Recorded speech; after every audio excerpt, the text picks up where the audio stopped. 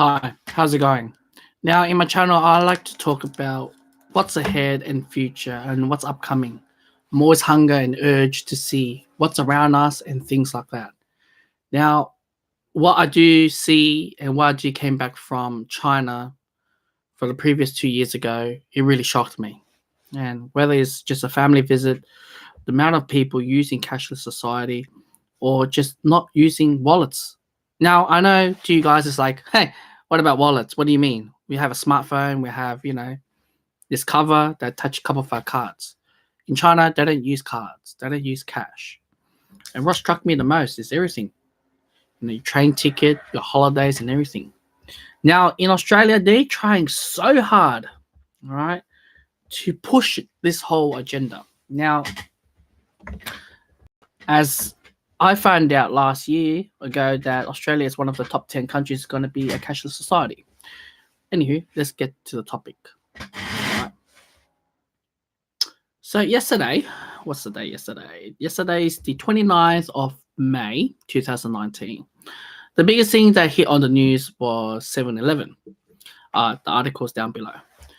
So it was talking about 7-Eleven has just launched a beta version, a trial version of cashless 7-Eleven convenience store. And to be honest with you, the way how they present the video, it's just meh. They're trying so hard. Like, if you want to purchase this picnic, you scan with your phone. This sort of stuff. The problem with the Western world compared to China is that China will implement it straight away without you fiddling around, fussing around. Where could you imagine how many people start stealing? To be honest, right? In China, they have their own convenience stores. I'll find the video link and I'll put the link down below. And you scan by a QR code. You walk in, you grab whatever you want, and there is, you scan, and it's sort of like a self-serve. It automatically recognizes and everything. Then you're allowed to step out the shop, right? Now, whether is this being monitored or not, I cannot go full depth of details regards to that. But they must have installed a lot of sensors, right? If they have to get to that stage with the QR codes and things like that. Now, WeChat Pay and Alipay, it was designed to do more of that. They are not banking system. Just to let you know, they're not from the banks at all. They are the huge threat to the banks, let's put it that way. And the Western world are very, they try their best to launch their own pay. Now, I remember last year there was a huge movement with Samsung, Apple, and then Google Pay, or just smart or like banking apps are trying so hard because they know if they don't keep their game up, they'll end up China. So the moral of the story of this video is stating that I think the Western world is trying their best not to push Chinese that sort of tactics, scanning QR codes in Australia, because the ones losing the money is the banks. And why? Because the banks are being privatized. Government sold them out. So they are rushing so hard. I know a lot of Chinese businesses they already jump on board with the WeChat and the Alipay, but I'm not sure how the Western companies are reacting. But for example, this 7-Eleven thing, all right? For example, Afterpay. For example, Zip Pay. These are the stuff a Western world try to normalize, because if you don't need to carry cash, you use your phone, you download the app, link with your bank card, cool.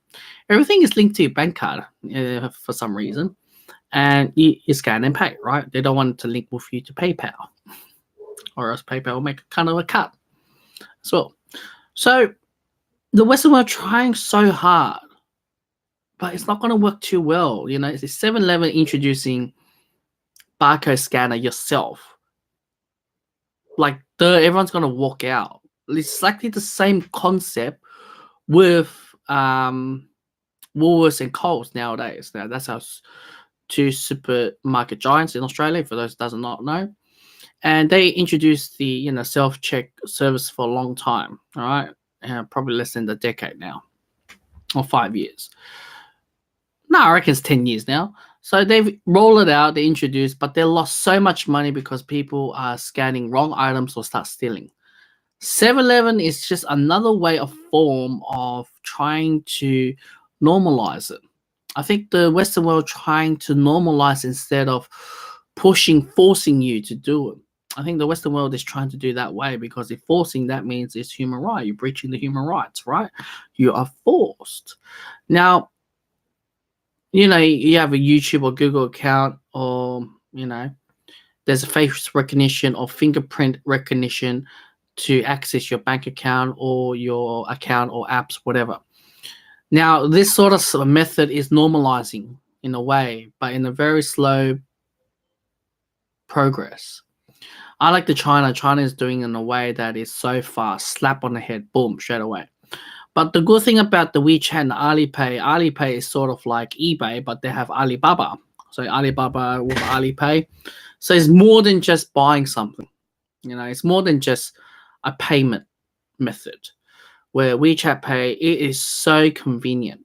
Like, literally my cousins will order me like a fast trade rail on their phone. And there's so many, it's so automated, where China at the moment, if you want to do that sort of stuff, they need their ID card, right? So they also have their ID card. So it's sort of like saying equivalent to passport. So they scan their ID card, scan their ticket, and they go. Where me as a Westerner, I only have Australian passport. I'm not allowed to use that sort of machines because it doesn't recognize at all. Now, speaking of Australian passport, our passport is one of the face recognition passport as well. So you could see clearly where is this heading to. But passport, it makes more sense for face recognition because they want to know for border control, right? Now, having this cashless, they are creeping one by one. And I think the Western world kind of failed, because I don't think Google Pay and Samsung, I don't think many people as percentage-wise are using it. So they're trying to find a way where WeChat Pay is like, you cannot live without. I cannot live without Google Pay and Samsung Pay, because I always get my bank card, or, I can use my tap card, or things like that. Even our cards have been tapped. You can tap all the way through. And, they will definitely try to make something really big on the news head title towards the end and push all of us into this finger and facial and cashless and QR codes. But I think right now at the moment they testing, trying, and try to normalize it. I think that's the key word that we wanted to do, and accept it within the norm, just right in front of your face. Now, thanks to you guys and thanks to myself, I'm not saying I'm not guilty for it. I am guilty myself. But cashless, the one good thing about cashless is that you spend money without realizing. It's like, having Afterpay and Zip Pay. You just buy the product now. It feels like a luxury thing, feels like a king. You can buy anything you want, but obviously you have to pay back more monthly installment payment, and things like that. But you could see the transition changes over time, where also the train tickets in Melbourne has introduced the app on the phone, which is a bit behind, but is one of the key aspects on phasing out cards and more rely on cell phones. Now, cell phones, and you're having a card, and tap on your card to get on the public transport, where China is really ahead of this sort of stuff. So ahead. And I don't know where is this going to go. I think it's the keywords of the Western world is, and I mentioned again, is to normalize cashless, normalize QR, normalize all of them. Because I think the Western world is more very strong Christianity countries, and they're talking about marking of the beast in 666, right? So this is something, and I'll definitely will talk even more and more about it because this is just the future. It's ahead of us.